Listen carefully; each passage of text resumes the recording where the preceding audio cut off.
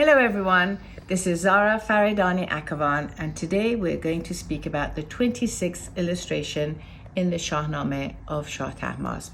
It is the continuation of the story of Fereydoun, and we are actually using the illustration from the recent publication of the Tehran Museum of Contemporary Art that has all of the illustrations.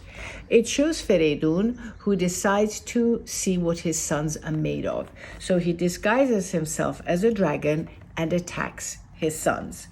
The eldest, Tur, runs away. The second, Salm, threatens to fight the dragon, and the youngest, Iraj, stands his ground and orders the dragon to disappear.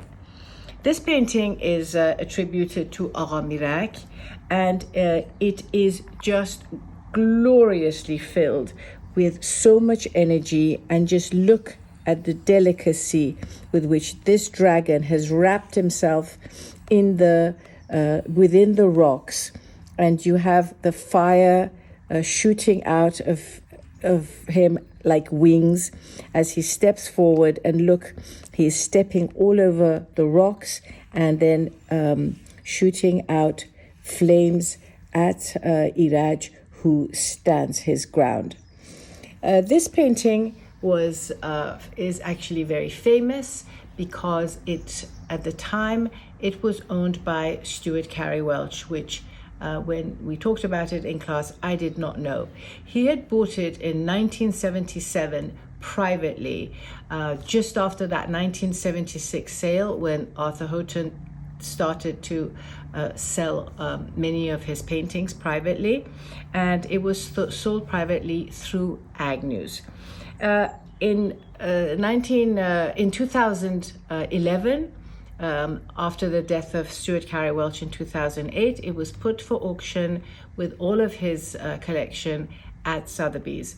It was estimated at 2 to 3 million pounds, and it actually sold for over 7 million pounds, about $12.2 million.